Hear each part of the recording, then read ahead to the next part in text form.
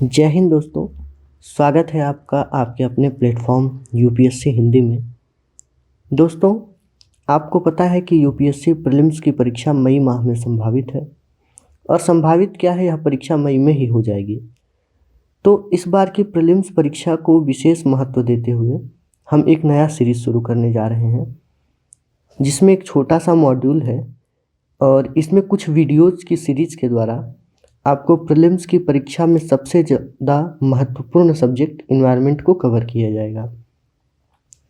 दोस्तों, हमने अपने पूर्णतः समर्पित प्रयास से इस मॉड्यूल को ऐसा तैयार किया है कि अति संभावित स्टैटिक और करंट अफेयर के तथ्यों को एक जगह आपको दिया जा सके, जिससे आप इसका अधिकतम लाभ ले सकें। क्योंकि हिंदी माध्यम के विद्यार्थियों को यह दिक्कत ज़्यादा सामने आती है कि उनके पास इन्वायरमेंट की कोई मैगजीन या कोई अच्छी किताब एक जगह नहीं मिल पाती जहाँ पे स्टैटिक और करंट दोनों एक साथ मिले। तो इसी समस्या को ध्यान में रखते हुए हम ये सीरीज़ शुरू कर रहे हैं। चूँकि इस सीरीज़ में इन्वायरमेंट से संबंधित सारी चीज़ें आपको नहीं पढ़ाई जाएंगी, लेकिन वह सभी अति संभावित चीज़ें कवर की जाएंगी जो आपके 2025 की प्रीलिम्स परीक्षा के लिए अति महत्वपूर्ण होंगे। तो शुरू करते हैं। थोड़ा सा आपको एक व्यू दे देते हैं इन्वायरमेंट के बारे में। दोस्तों, इन्वायरमेंट जो है यह फ्रेंच शब्द इन्वायरनर से बना है, जिसका अर्थ होता है घिरा हुआ या घेरना। हम हिंदी में इन्वायरमेंट को पर्यावरण कहते हैं, जो कि परिधन आवरण से बना है।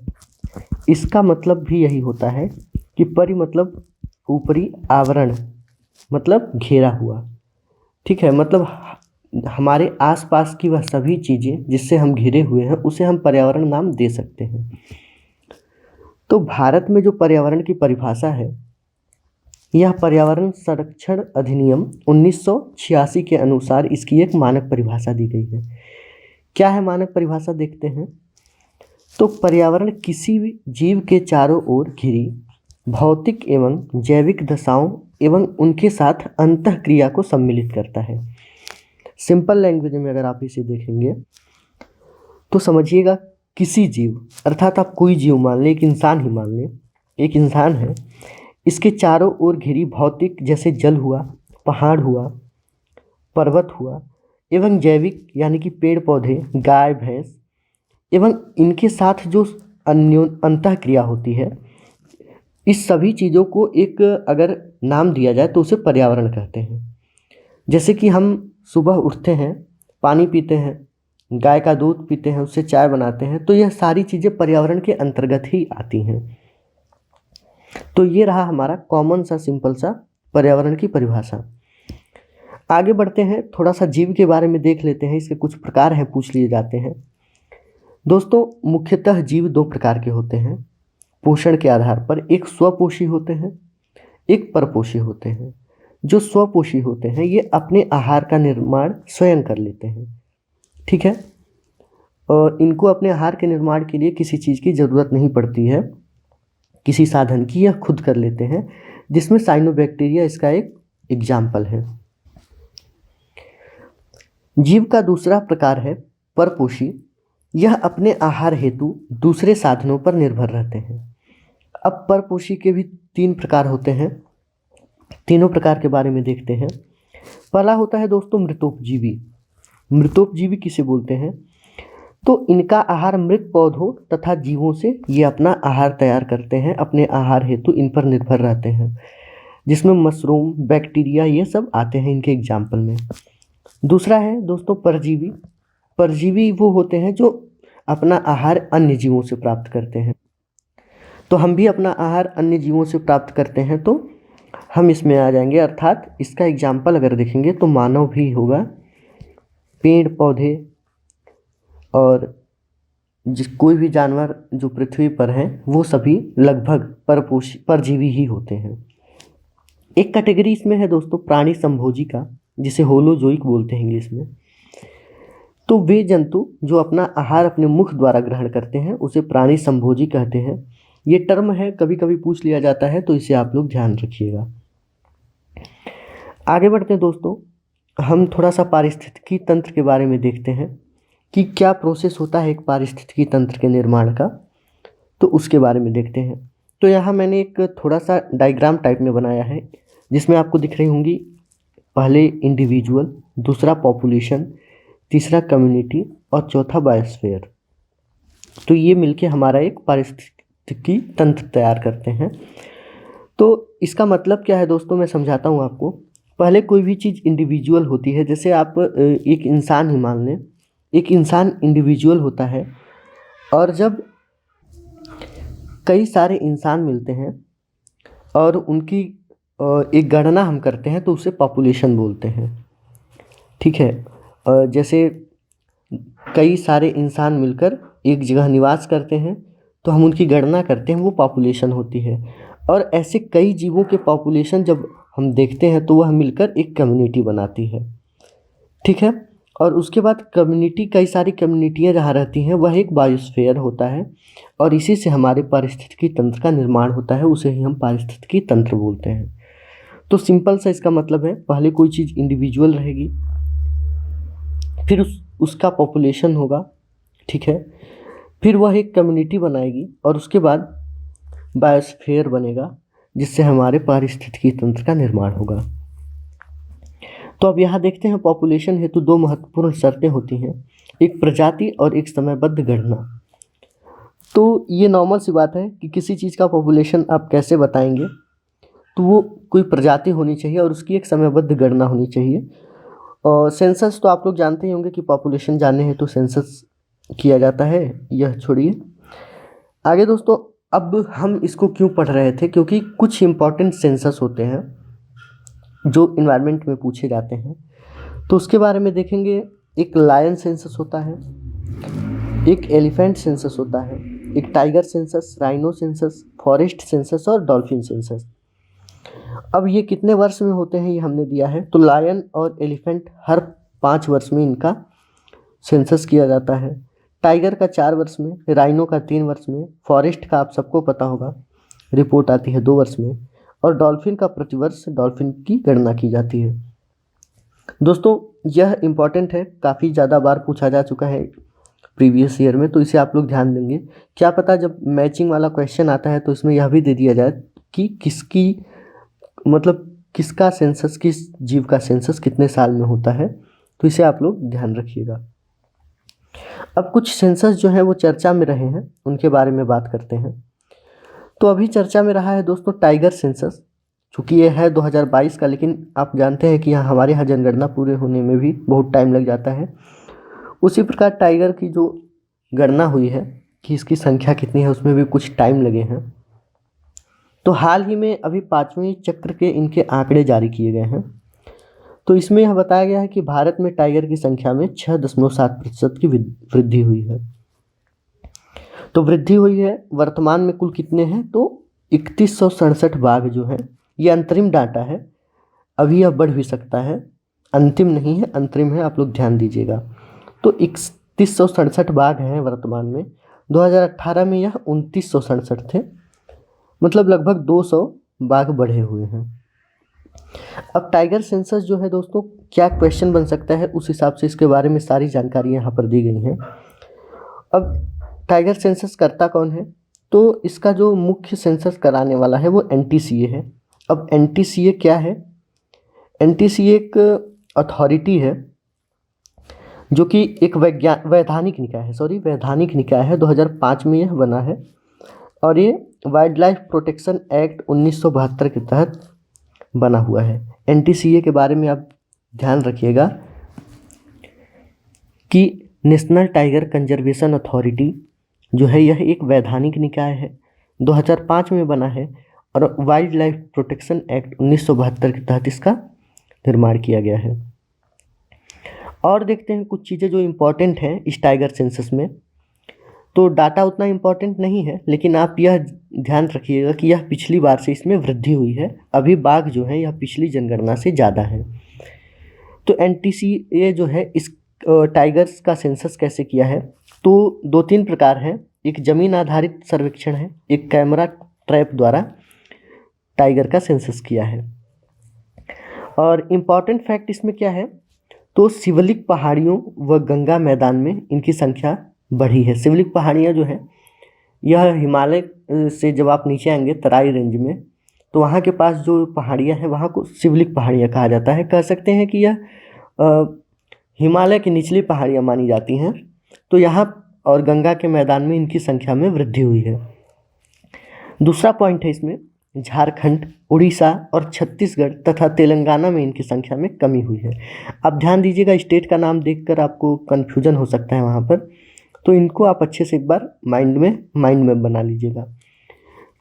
पश्चिमी घाट जो है जैव विविधता की दृष्टि से बहुत इंपॉर्टेंट है, यहाँ इनकी संख्या में कमी हुई है, ये इंपॉर्टेंट है। क्योंकि आप पश्चिमी घाट में सोचेंगे कि यह तो जैव विविधता का समृद्ध क्षेत्र है, तो यहाँ पे वृद्धि हुई है, लेकिन यहाँ कमी हुई है ओवरऑल। आगे देखते हैं दोस्तों, कुछ और जानकारी एकत्र करते हैं टाइगर के बारे में। तो टाइगर जो है यह सबसे बड़ी बिल्ली की प्रजाति मानी जाती है और विश्व के लगभग 75% टाइगर जो हैं भारत में रहते हैं। और आप जानते हैं टाइगर रिजर्व के बारे में सुने होंगे। टाइगर के संरक्षण के लिए भारत सरकार द्वारा एक प्रयास है। तो अभी भारत में कुल 57 टाइगर रिजर्व हो चुके हैं। लेटेस्ट 2 के नाम आप लोग याद रख लीजिए, इधर चर्चा में रहे हैं। 56वां जो है गुरु घासीदास तामुर पिंगला टाइगर रिजर्व है, जो कि छत्तीसगढ़ में है। और 57वां रातापानी टाइगर रिजर्व है, जो कि मध्य प्रदेश में है। इनके बारे में आप, इन दोनों टाइगर रिजर्व के बारे में आप गूगल करिएगा, यहाँ से बहने वाली नदियों को देखिएगा, यहाँ अगर कोई पर्वत पहाड़ हैं उनको भी देखिएगा, क्योंकि ऐसे क्वेश्चन आपको अक्सर मिलेंगे यूपीएससी और पीसीएस के पीवाईक्यू में। और एक इम्पॉर्टेंट फैक्ट है दोस्तों, तो प्रोजेक्ट टाइगर जो कि 1973 में शुरू हुआ था, इसको आप लोग ध्यान में रखिएगा, ये टाइगर कंजर्वेशन से ही रिलेटेड है। आगे बढ़ते हैं दोस्तों। अब सेंसस पढ़ ही रहे हैं, तो अभी एक करंट के न्यूज़ में रहा है, भारत में हिम तेंदुए की जनसंख्या आकलन। हिम तेंदुआ होता है जो पर्वतीय क्षेत्रों में पाया जाता है, इसकी भी जनसंख्या का आकलन किया गया है और यह रिपोर्ट जारी किया गया है किसके द्वारा? केंद्रीय पर्यावरण मंत्री द्वारा। तो एक कार्यक्रम यह है हिम तेंदुए के जनसंख्या आकलन का, पहली बार यह आयोजित किया गया है, अर्थात पहली बार हिम तेंदुओं की गणना हेतु ऐसा अभ्यास किया गया है। तो इस जनसंख्या आकलन का जो राष्ट्रीय समन्वयक था, मतलब नेशनल लेवल पे इसको जो आयोजित किया था, वह भारतीय वन्यजीव अभयारण्य, जिसको शॉर्टकट में WII बोलते हैं, वह था भागीदार के रूप में। प्रकृति संरक्षण फाउंडेशन मैसूर में स्थित है और विश्व वन्य जीव कोष WWF, इसके बारे में आगे आप लोग पढ़ेंगे, ये दोनों भागीदार के रूप में शामिल थे। इसके सभी पॉइंट्स इंपॉर्टेंट है क्योंकि यह अपनी तरह का पहला अभ्यास है, इसलिए आप लोग इसको बहुत ही ध्यान से पढ़िएगा। इस रिपोर्ट की 1-2 बातें देख लेते हैं। तो मुख्यतः यह लद्दाख, जम्मू और कश्मीर, हिमाचल प्रदेश, उत्तराखंड और सिक्किम तथा अरुणाचल प्रदेश जैसे राज्य और यूनियन टेरिटरी इसमें सम्मिलित हुए थे, मतलब इन जगहों पर यह आकलन किया गया था। तो टोटल जो है 718 हिम तेंदुओं की आबादी दर्ज की गई है इस आकलन में। और इस आकलन के अनुसार सर्वाधिक हिम तेंदुए जो हैं वो लद्दाख में हैं, फिर उत्तराखंड में हैं, फिर हिमाचल प्रदेश में हैं, फिर अरुणाचल प्रदेश में हैं, फिर सिक्किम में हैं और सबसे कम जो है जम्मू और कश्मीर में है। ये देखिए इनका फोटो है, ये 2 दोस्त साथ में बैठे हुए हैं। तो कुल मिला के इसके सभी पॉइंट्स जो है इंपॉर्टेंट हैं। डाटा आप भूल भी सकते हैं, लेकिन क्रम आप याद रखिएगा कि सबसे ज़्यादा कहाँ है और सबसे कम कहाँ है। ठीक है, आगे बढ़ते हैं। फिर थोड़ा सा स्पीड आप अपने हिसाब से कम ज़्यादा कर लीजिएगा, क्योंकि स्क्रीन रिकॉर्डिंग में वीडियो में उतना पता नहीं चलता है, आइडिया नहीं लग पाता है। आगे बढ़ते हैं दोस्तों, हिम तेंदुआ के बारे में थोड़ी और जानकारी देखते हैं। देखिए, यही पढ़ने का सही तरीका होता है। जब आप किसी करंट के टॉपिक को पढ़ रहे हो तो उससे संबंधित सभी पॉसिबल जितने भी इम्पोर्टेंट स्टैटिक के टॉपिक हों उन्हें देख लिया करें। तो हिम तेंदुआ जो है यह पहाड़ों का भूत इसे कहा जाता है और यह भारत सहित 12 देशों में भी पाया जाता है, जिसमें से पाकिस्तान और नेपाल भी हैं। अब देखते हैं इसका IUCN स्टेटस जो है, यह वल्नरेबल है। साइट्स जो है इसमें इसकी स्थिति जो है परिशिष्ट वन में शामिल है और भारतीय वन्यजीव संरक्षण अधिनियम यानी कि WPA में अनुसूची वन में इसको शामिल किया गया है। अब ये क्या है, IUCN साइट्स और WPA की अनुसूची है, यह हम आगे आने वाले वीडियो में अच्छे से समझाएंगे आपको। चूँकि यह इनकी सुभेद्यता के आधार पर इनको कितनी आसानी से देखा जा सकता है, कितनी जनसंख्या है, इसके आधार पर इनको कुछ श्रेणियों में रखा जाता है इन संस्थाओं के द्वारा। आगे देखते हैं तो हिम तेंदुआ के बारे में हम लोग देख रहे थे। हिम तेंदुआ का अंतर्राष्ट्रीय दिवस जो है यह 23 अक्टूबर को मनाया जाता है। यह एक इम्पॉर्टेंट फैक्ट है, चूँकि चर्चा में रहा है इसलिए इससे संबंधित सभी फैक्ट इम्पॉर्टेंट हो जाते हैं, आप लोग ध्यान दीजिएगा। उसके बाद दोस्तों एक प्रोजेक्ट स्नो लेपर्ड है, यह 2009 से भारत के 5 राज्यों में चल रहा है। यह प्रोजेक्ट स्नो लेपर्ड जो है यह भी हिम तेंदुए के संरक्षण से संबंधित ही है कि उनकी आबादी को, उनके आवास को कैसे संरक्षित किया जाए, जिससे उनकी जनसंख्या जो है वह या तो वृद्धि करे या तो एक संतुलन में बना रहे, जिससे जैव विविधता बनी रहे। जैव विविधता क्या है, आगे सभी वीडियोज में आने वाली ये सब आपको क्लियर कर दिया जाएगा। आगे दोस्तों एक नोट है, मतलब इम्पॉर्टेंट है, इसको देखते हैं। इसमें लिखा है भारत 2013 से global snow leopard and ecosystem protection GSLEP का सदस्य है। अब global snow leopard and ecosystem protection क्या है, तो चूँकि शब्द से ही पता चलता है यह वैश्विक स्तर पर एक प्रयास है स्नो लेपर्ड इकोसिस्टम के प्रोडक्शन का। ठीक है, इसके बारे में उतना डीप में नहीं जाना है, क्योंकि भारत में इनकी जो है गणना हुई है, जनसंख्या का इनके आकलन हुआ है, तो भारत में ही जो प्रयास है उनको जानना जरूरी था, जो कि हमने अभी देखा। अब दोस्तों आगे बढ़ते हैं। एक और चीज़ करंट में न्यूज में चर्चा में रही है कि भारत में तेंदुओं की स्थिति 2022। अभी हमने जो देखा है वह हिम तेंदुओं के बारे में था, अब हम भारत में तेंदुओं की स्थिति के बारे में जानकारी देखेंगे। तो अभी ये स्थिति जो है, स्थिति अर्थात इनकी रिपोर्ट जो है यह 2024 में जारी हुई है। इसमें कहा गया है कि 2018 में तेंदुओं की संख्या जो थी यह 12,852 थी, 12,852 थी, जो वर्ष 2022 में 8% बढ़कर, यहाँ ये ध्यान दीजिएगा शब्द बढ़कर 13,874 हो गई।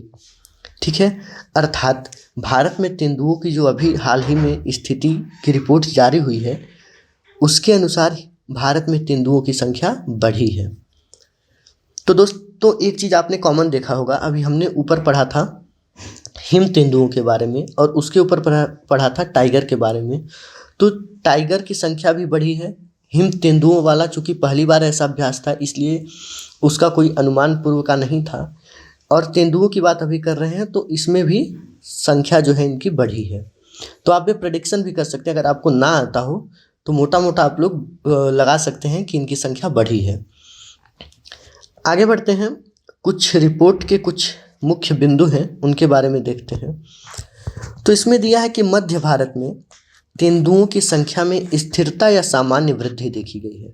देखिए चूँकि यूपीएससी कथन में क्वेश्चन पूछती है तो ये कथन बन सकते हैं आपके, इसको ध्यान से आप लोग पढ़िएगा। मध्य भारत यानी कि मध्य प्रदेश, राजस्थान के कुछ भाग, महाराष्ट्र के कुछ भाग, इन सब जगहों पे तेंदुओं की संख्या में या तो स्थिरता बनी हुई है या तो सामान्य वृद्धि हुई है। शिवलिक की पहाड़ियाँ और गंगा मैदान की में कुल संख्या में कमी हुई है। दोस्तों आप यहाँ कंफ्यूज मत होइएगा, अभी हमने हिम तेंदुओं के बारे में पढ़ा था, तो हिम तेंदुओं की संख्या जो था वो हमने यहाँ पर देखिएगा पढ़ा था कि शिवलिक पहाड़ियों व गंगा के मैदान में इनकी संख्या में हिम तेंदुओं की वृद्धि हुई थी। लेकिन अगर तेंदुओं के बारे में हम पढ़ रहे हैं तो शिवलिक पहाड़ी व गंगा के मैदान में कुल संख्या में यहाँ कमी हो रही है। तो ये दो चीज़ ध्यान दीजिएगा आप लोग। और यहाँ दिया है पूर्वी घाट में इनकी संख्या में वृद्धि हुई है, किसकी, तेंदुओं की। हमने ऊपर हिम तेंदुए के बारे में पढ़ा था, यहाँ तेंदुए के बारे में पढ़ रहे हैं, तो ये चीज़ आप लोग ध्यान दीजिएगा। तो अब तेंदुओं की संख्या देख लेते हैं। संख्या के बारे में यहाँ बताया है कि तेंदुओं की सर्वाधिक संख्या जो है मध्य प्रदेश में है, उसके बाद महाराष्ट्र में है, उसके बाद कर्नाटक में है, फिर तमिलनाडु में है। क्रम से 3-4 स्टेट आपको याद होने चाहिए तो याद कर लीजिएगा। सबसे ज़्यादा तेंदुए मध्य प्रदेश में, फिर महाराष्ट्र में, फिर कर्नाटक में, फिर तमिलनाडु में। कुछ और चीज़ें देखते हैं तेंदुए के बारे में। तो इनका जो आयुसीएन स्टेटस है वह इंडेंजर्ड है। साइट्स में ये परिशिष्ट वन में रहते हैं और WPA जो है वाइल्ड लाइफ प्रोटेक्शन एक्ट, इसमें अनुसूची वन में इसे शामिल किया गया है। अब यहाँ पर कुछ चर्चाएं थी, तेंदुओं को खतरे हैं कुछ भारत में क्या सभी जगह होते हैं। किस प्रकार के खतरे हैं इनकी आबादी को? तो मांस हेतु इनका अवैध शिकार भी किया जाता है और तस्करी वगैरह भी इनकी खूब धूमधाम से की जाती है। आगे बढ़ते हैं दोस्तों, एक रिपोर्ट आई है state of the rhino report 2024 के नाम से। इसके बारे में देखते हैं कि इस रिपोर्ट को रिलीज किसने किया। तो एक संस्था है जो 1991 में बनी है, इंटरनेशनल राइनो फाउंडेशन के नाम से। इसने यह रिपोर्ट रिलीज किया है। कौन सी report? State of the rhino report 2024। चूँकि यह रिपोर्ट चर्चा में है तो इसके कुछ बिंदुओं को जो परीक्षा की दृष्टि से इम्पॉर्टेंट है हम चर्चा करेंगे उसके बारे में। इसमें बताया है कि 5 राइनो की प्रजाति में विश्व में केवल 28,000 राइनो बचे हुए हैं। कौन कौन सी 5 राइनो, अभी हम आगे चर्चा करेंगे। आते हैं इसके दूसरे बिंदु पर। तो यहाँ दिया है कि सफ़ेद गैंडों की संख्या बढ़ी है तथा एक सींग वाले गैंडों की संख्या अपरिवर्तित रही है। अभी आप कंफ्यूज हो रहे होंगे कि क्या है सफ़ेद गैंडा, क्या है एक सींग वाले, तो आगे हम चर्चा करेंगे उसके बारे में। अभी आप इस रिपोर्ट के मद्देनज़र इन कुछ बिंदुओं को ध्यान दीजिए। तो 2-3 बिंदु हैं। पहला, किसने जारी किया? तो इंटरनेशनल राइनो फाउंडेशन ने जारी किया। 5 राइनो की प्रजाति में विश्व में केवल लगभग 28,000 बचे हैं और सफ़ेद गैंडों की संख्या बढ़ी है तथा एक सींग वाले गैंडों की संख्या अपरिवर्तित रही है। एक और बिंदु जो इम्पोर्टेंट लगा ये है कि अफ्रीका में लगभग 4% शिकार 2022-23 के बीच में इन राइनो का बढ़ा है। अब आगे देखते हैं कि राइनो के बारे में थोड़ी सी और जानकारी एकत्र करते हैं। तो दोस्तों, राइनो जो है ये 5 प्रकार के होते हैं। इसमें से 2 अफ्रीकन होता है और 3 एशियन राइनो होते हैं। एक बार फिर से बता देते हैं, आम बोलचाल की भाषा में राइनो को हम लोग गैंडा बोलते हैं। देखते हैं अफ्रीकन राइनो के बारे में। तो ये घास के मैदान, सवाना, झाड़ीदार मैदान और रेगिस्तान में मुख्यतः पाए जाते हैं। अब अफ्रीकन राइनो 2 प्रकार के होते हैं, एक वाइट राइनो होता है और एक ब्लैक राइनो होता है। जो वाइट राइनो के बारे में जानने योग्य चीज़ें हैं वो ये हैं कि जो वाइट राइनो होता है वह सेकंड लार्जेस्ट लैंड मैमल है पृथ्वी पर और इसका IUCN स्टेटस जो है NT यानी कि नियर थ्रेटन है। उसके बाद देखते हैं ब्लैक राइनो के बारे में। तो इसके बारे में तो बहुत सारी चीज़ें होंगी, लेकिन जो जानने लायक चीज़ है, जो परीक्षा की दृष्टि से इम्पॉर्टेंट है, आप लोग बस इसका IUCN स्टेटस देख लीजिएगा। इसका IUCN स्टेटस CR यानी कि क्रिटिकल इंडेंजर्ड है, आप जानिए। अब राइनो के बारे में एक इम्पॉर्टेंट फैक्ट है कि राइनो शाकाहारी होते हैं। ये ध्यान रखिएगा क्योंकि प्रीवियस ईयर में ऐसे प्रश्न पूछे गए हैं कि शाकाहारी और मांसाहारी इनमें से ये जीव कौन सा है, तो कथन में दे सकता है, इसलिए आप लोग इसे ध्यान रखिएगा। आगे बढ़ते हैं दोस्तों। अब हमने देखा अभी 2 अफ्रीकन राइनो होते हैं उनके बारे में, अब 3 एशियन राइनो होते हैं। अब हम इनके बारे में देखेंगे। 3 में कौन कौन से हैं? एक इंडियन राइनो, एक सुमात्रान राइनो, एक जावान राइनो। अब जो एशियन राइनो होते हैं ना, ये उष्णकटिबंधीय व उपोष्णकटिबंधीय घास के मैदान में पाए जाते हैं मुख्य रूप से। अब एक एक करके हम इंडियन, सुमात्रान व जावन राइनो के बारे में देखेंगे। तो जो इंडियन राइनो होता है हमारा, यह सबसे बड़े होते हैं किसमें? एशियन राइनोज में। तो एशियन राइनोज जो ये तीनों हैं, इनमें सबसे बड़े कौन होते हैं? Indian rhino. और ये एक सींग वाले होते हैं, मुख्यतः वन हॉर्न राइनो जिन्हें बोला जाता है। इनका IUCN स्टेटस आप लोग देख लीजिएगा, वल्नरेबल है।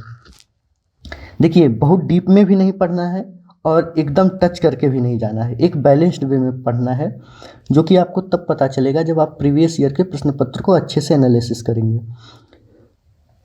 आगे देखते हैं सुमात्रान और जावन राइनो के बारे में थोड़ी थोड़ी चीज़ें जो जानने लायक हैं कि सुमात्रान राइनो जो है ये 2 सींग वाले होते हैं और जो जावा राइनो होते हैं ये एक सींग वाले ही होते हैं, यह जावा में पाए जाते हैं।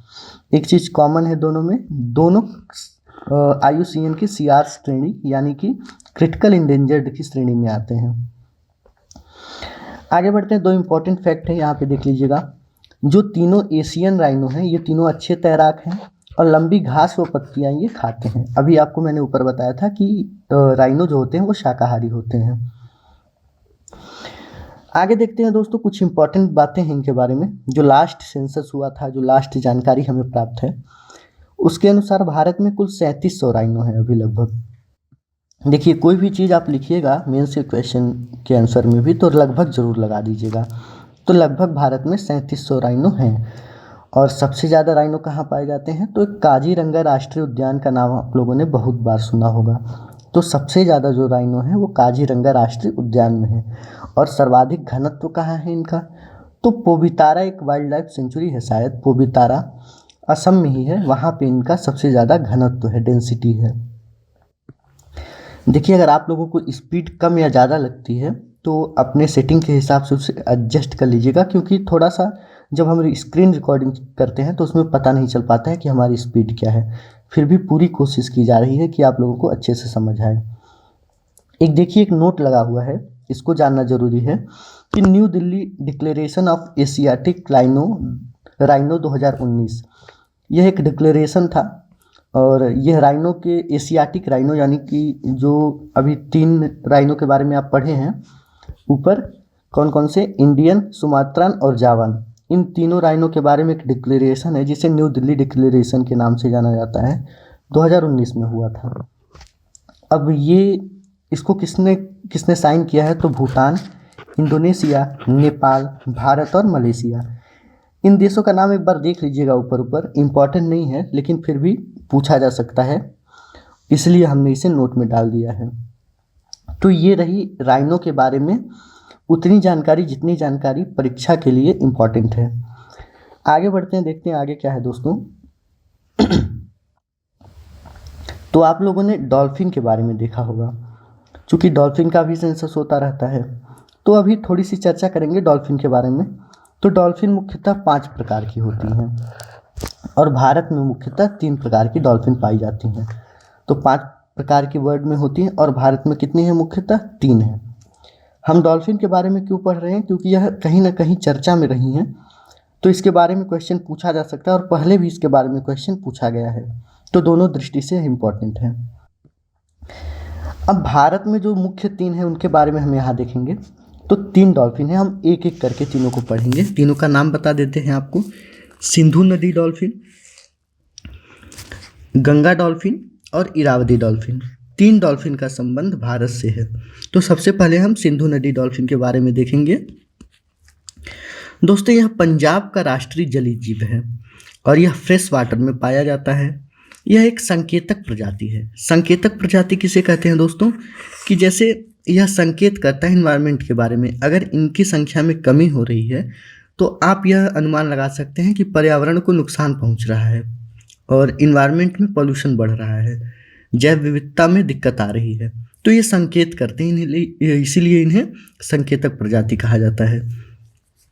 आगे देखते हैं सिंधु नदी डॉल्फिन के बारे में और कौन सी जानने योग्य चीज़ें हैं। तो 3 चीज़ हैं ये। IUCN स्टेटस जो है इसका वह इंडेंजर्ड है। साइट्स में जो है ये परिशिष्ट वन में आते हैं और WPA यानी कि वाइल्ड लाइफ प्रोटेक्शन एक्ट जो हमारा है इसके अंतर्गत इसे अनुसूची वन में रखा गया है। यह सब इनके संरक्षण से संबंधित चीज़ें हैं जो कि हम आगे डिस्कस करेंगे कि IUCN क्या है, साइट्स क्या है और WPA क्या है। अब देखते हैं दोस्तों, सबसे इम्पॉर्टेंट हमारे यहाँ जो है गंगा डॉल्फिन के बारे में। आप लोगों ने बहुत सुना होगा गंगा डॉल्फिन के बारे में। दोस्तों, यह हमारा राष्ट्रीय जलीय जीव है। अभी हमने सिंधु नदी डॉल्फिन के बारे में देखा, यह पंजाब का राजकीय, यहाँ राजकीय रहेगा, पर ध्यान दीजिएगा आप लोग, पंजाब का राजकीय जलीय जीव था सिंधु नदी डॉल्फिन। और गंगा डॉल्फिन जो है यह हमारा राष्ट्रीय जलीय जीव है। इसे सूसू डॉल्फिन के नाम से भी जाना जाता है। याद करने में आसानी होगी, आप लोग याद कर लीजिएगा, इसे सूसू डॉल्फिन के नाम से भी जाना जाता है। यह नेत्रहीन होती है। यह भी संकेतक प्रजाति है। संकेतक प्रजातियाँ क्या होती हैं अभी हमने आपको बताया था सिंधु नदी डॉल्फिन के बारे में जब चर्चा कर रहे थे। दोस्तों, जो गंगा डॉल्फिन है यह भारत, नेपाल और बांग्लादेश में पाई जाती है। यह भी फ्रेश वाटर में पाई जाती है। और गंगा, ब्रह्मपुत्र, मेघना और कर्णफुली सांगू नदी में ये गंगा डॉल्फिन जो है पाई जाती है। आगे बढ़ते हैं दोस्तों, इसके बारे में और जानकारी जो है, यह असम का जलीय पशु है और 5 अक्टूबर को राष्ट्रीय नदी डॉल्फिन दिवस मनाया जाता है। थोड़ा फैक्ट ज़्यादा हो रहा होगा, लेकिन आप लोग इसे ध्यान से रोक रोक कर देखिएगा, स्क्रीनशॉट लेकर रखिएगा, क्योंकि ये जो भी फैक्ट हैं यह कहीं ना कहीं पूछे गए हैं, अन्यथा अति महत्वपूर्ण फैक्ट हैं इसके बारे में। एक इम्पॉर्टेंट फैक्ट है गंगा डॉल्फिन के बारे में कि इसकी जो मादा होती है वह नर से बड़ी होती है। ठीक है, ये सब फैक्ट आप लोगों को अभी लग रहा होगा हम क्यों पढ़ रहे हैं, लेकिन परीक्षा में जब प्रीवियस ईयर का एनालिसिस करेंगे तो वहाँ आप पाएंगे कि ऐसे प्रश्न पूछे जाते हैं। अब आगे बढ़ते हैं भाई, एक इरावदी डॉल्फिन भी चर्चा में रहती है, इसके बारे में जानेंगे। ये तीसरी और अंतिम डॉल्फिन है जो भारत में प्रमुख रूप से पाई जाती है। तो इरावदी डॉल्फिन के बारे में क्या पढ़ना है, यह दक्षिण व दक्षिण पूर्व एशिया के तटीय क्षेत्रों व निम्न नदी में पाई जाती है। निम्न मतलब निम्नलिखित कौन कौन सी नदी में, आगे दिया हुआ है। इरावदी नदी में जो कि म्यांमार में है, महाकाम नदी में, मेकांग नदी में ये पाई जाती है। दोस्तों यह चिल्का झील में भी पाई जाती है जो कि भारत के उड़ीसा राज्य में स्थित है। एक चीज़ अलग है जो बाकी दो डॉल्फिन से सबसे ज़्यादा, दोस्तों यह इरावदी जो डॉल्फिन है ये खारे जल में पाई जाती है, और गंगा डॉल्फिन और सिंधु नदी डॉल्फिन जो दो डॉल्फिन थी यह फ्रेश वाटर में पाई जाती थी, और इरावदी वाली जो है यह खारे जल में पाई जाती है। इसका IUCN स्टेटस जो है वह इंडेंजर्ड है। ठीक है दोस्तों, आगे बढ़ते हैं, देखते हैं और कौन सी चीज़ें जो हैं जानकारी योग्य हैं। एक चीज़ देखिएगा, हमने गंगा नदी डॉल्फिन का IUCN स्टेटस नहीं बताया था, गंगा डॉल्फिन का, वह हम आपको बता देते हैं। तो साथियों जो गंगा डॉल्फिन है यह इंडेंजर्ड कैटेगरी में आती है IUCN की, इंडेंजर्ड, आप लोग ध्यान दीजिएगा। आगे बढ़ते हैं दोस्तों, डॉल्फिन से संबंधित एक और जानकारी है। एक प्रोजेक्ट डॉल्फिन है, यह भारत में है। 15 अगस्त 2020 को प्रधानमंत्री द्वारा इसकी घोषणा की गई थी। कौन सा प्रोजेक्ट, तो प्रोजेक्ट डॉल्फिन। आप लोगों ने प्रोजेक्ट एलिफेंट, प्रोजेक्ट टाइगर देखा होगा, यह प्रोजेक्ट डॉल्फिन है। कब इसकी घोषणा की गई थी, तो 2020 में की गई थी। अर्थ गंगा के तहत यह एक प्रोजेक्ट है। अर्थ गंगा एक परियोजना है, इसके बारे में आप पढ़ेंगे। इसका क्रियान्वयन कौन करता है, तो पर्यावरण मंत्रालय करता है। यह 10 वर्ष हेतु एक लंबी पहल है, मतलब यह 2030 में कंप्लीट होगी। उसके बाद इसके आउटकम पर चर्चा किया जाएगा। जो लोग 2030 के बाद एग्ज़ाम देंगे वह इसे पढ़ेंगे। एक इम्पॉर्टेंट फैक्ट है दोस्तों कि जो प्रोजेक्ट डॉल्फिन है यह रिवर और मरीन डॉल्फिन दोनों के लिए है, मतलब समुद्री डॉल्फिन के लिए भी है और जो नदी में पाई जाती है उस डॉल्फिन के लिए भी है। आगे बढ़ते हैं दोस्तों, अब हम डॉल्फिन के बारे में पढ़ क्यों रहे थे इतनी देर से, क्यों चर्चा में है। तो हाल ही में एक डिक्लेरेशन हुआ है, global declaration for river dolphin. यह इम्पॉर्टेंट डिक्लेरेशन है दोस्तों। 11 एशियाई व दक्षिण अमेरिकी देशों ने दुनिया में जो 6 जीवित नदी डॉल्फिन हैं इनके प्रजाति को विलुप्त होने से बचाने हेतु इस समझौते पर हस्ताक्षर किए हैं। कब, 2023 में, बोगोटा, कोलंबिया में। तो इसलिए थोड़ा सा इम्पॉर्टेंट हो जाता है। थोड़ा सा ये पुराना करंट अफेयर है, लेकिन जब PYQ एनालिसिस करेंगे तो आप देखते होंगे कभी कभी 2 साल के अंदर का करंट अफेयर पूछ दिया जाता है जो अति महत्वपूर्ण होते हैं। तो डॉल्फिन जो है यह अति महत्वपूर्ण जीव है, इसलिए इसके बारे में हम पढ़ रहे थे। तो करंट में यह इतना इम्पॉर्टेंट है, आप चाहिएगा तो 11 देशों के नाम सर्च कर लीजिएगा, यहाँ दिया भी हुआ है, नीचे देखिए।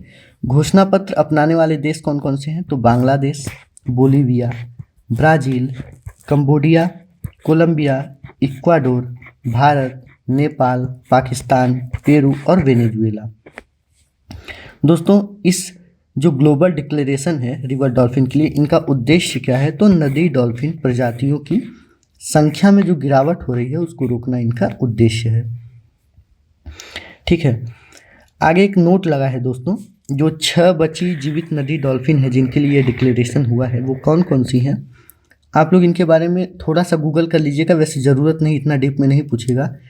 एक अमेजन डॉल्फिन है, एक गंगा नदी डॉल्फिन है, एक इरावती डॉल्फिन है, एक सिंधु डॉल्फिन है, एक टुकुस्की डॉल्फिन है, थोड़ा सा प्रोनाउंसिएशन में दिक्कत हो सकती है, आप लोग देख लीजिएगा। एक यांगजे डॉल्फिन है। तो अमेजन डॉल्फिन को गुलाबी नदी डॉल्फिन भी कहते हैं, आप लोग ध्यान दीजिएगा। ओवरऑल डॉल्फिन के बारे में इतनी चीज़ें इंपॉर्टेंट थी जो हमने आपको बता दी हैं।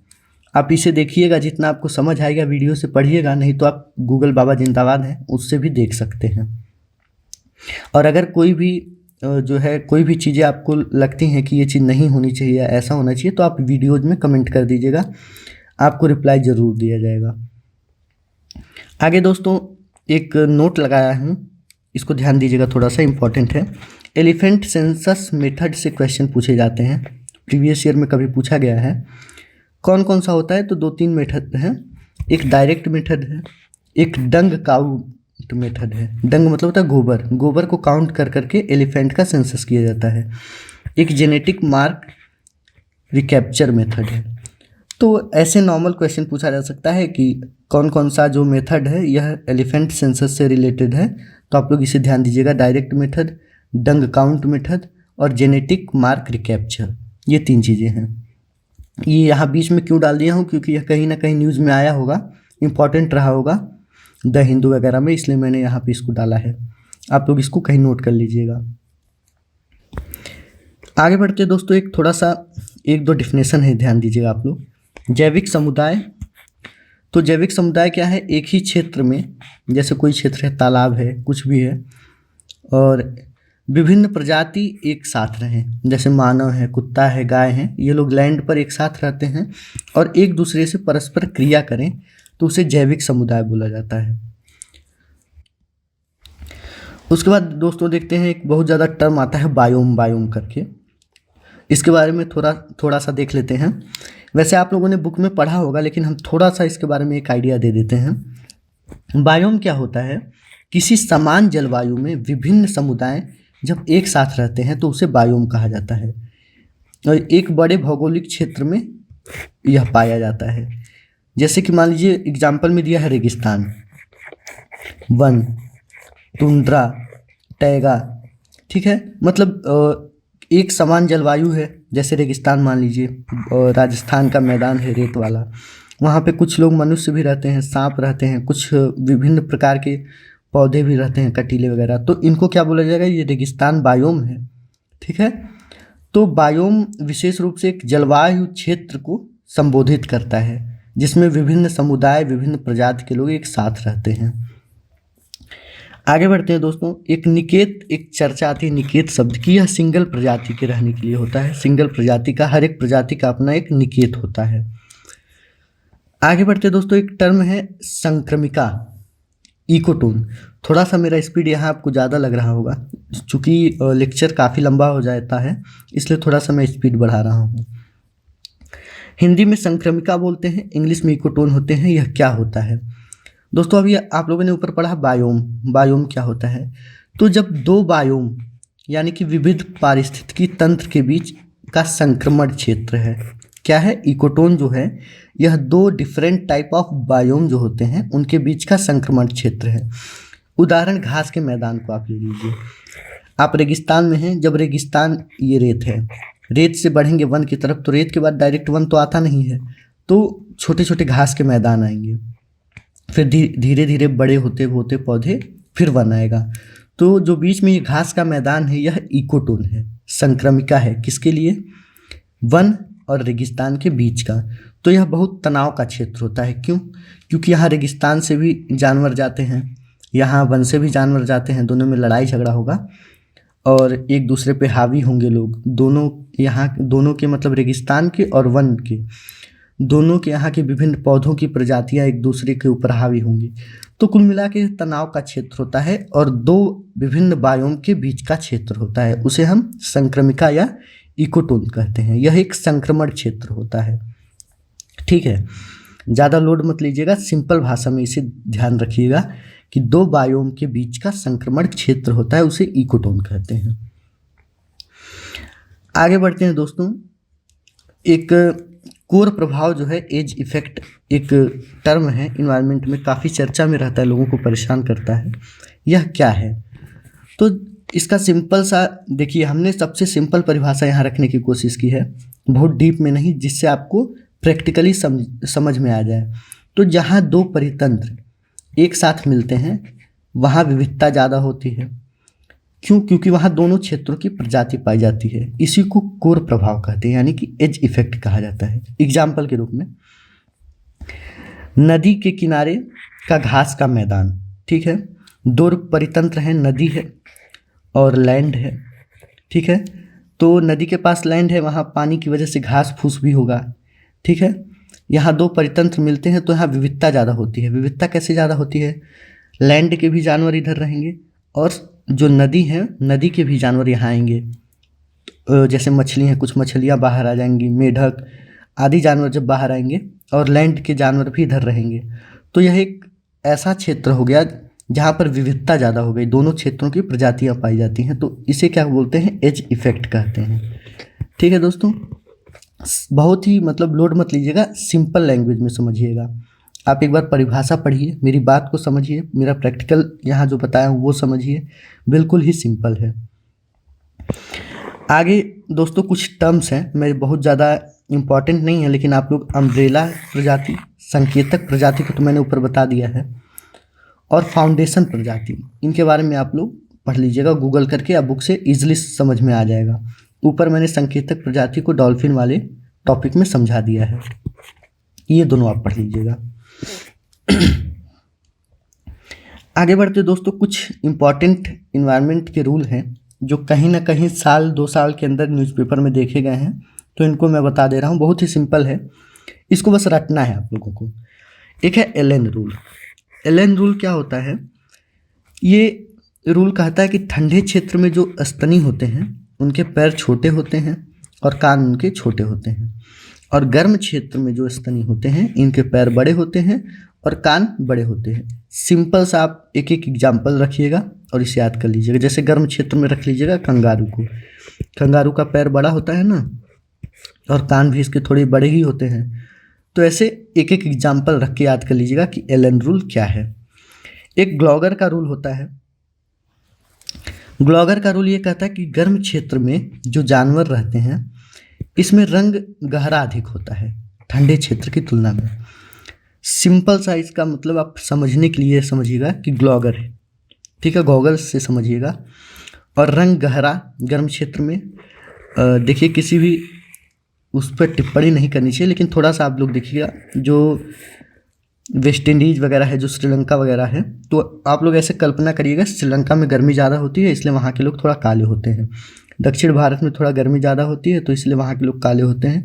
ऐसी कल्पना, मतलब ऐसा पूर्णतः सत्य नहीं है, लेकिन ऐसी कल्पना करके आप लोग इसे याद कर लीजिएगा कि ग्लॉगर का रूल वह है कि गर्म क्षेत्र में रहने वाले जानवरों में, लोगों में, उनका रंग जो है वह अधिक गहरा होता है, पिगमेंटेशन उनमें अधिक होती है। इस तरह यह आपको याद हो जाएगा। आगे एक गॉस का रूल है। तो गॉस का रूल क्या है कि सीमित संसाधनों के लिए प्रतिस्पर्धा करने वाली दो प्रजातियां अनिश्चित काल तक एक ही पारिस्थितिकी क्षेत्र में सह अस्तित्व में नहीं रह सकती। सिंपल सा मतलब जान लीजिएगा कि गॉस का रूल क्या है कि सीमित संसाधन है। एक एग्जाम्पल से आपको समझा दे रहे, एक जंगल है, जंगल में मान लीजिए 2-3 हाथी और 2-4 बंदर हैं और 2 शेर हैं, ठीक है, 2 प्रजातियां जो 2 शेर हैं। यह सीमित संसाधन, मतलब ये हाथी और बंदर कुछ ही हैं तो इनको खाएंगे दोनों, ठीक है। तो सीमित संसाधन के लिए प्रतिस्पर्धा करने वाली 2 प्रजातियां, तो ये दोनों बहुत दिन तक तो सर्वाइव नहीं कर पाएंगे ना, आपस में ही लड़ जाएंगे, और ये जब संसाधन खत्म हो जाएगा तो वैसे ही चल बसेंगे। तो सीमित संसाधनों के लिए प्रतिस्पर्धा करने वाली 2 प्रजातियां अनिश्चित काल तक एक ही पारिस्थितिकी क्षेत्र में सह अस्तित्व में साथ साथ नहीं रह सकती हैं। ये आप लोग ध्यान दीजिएगा, ये गॉस का रूल है। आगे एक बहुत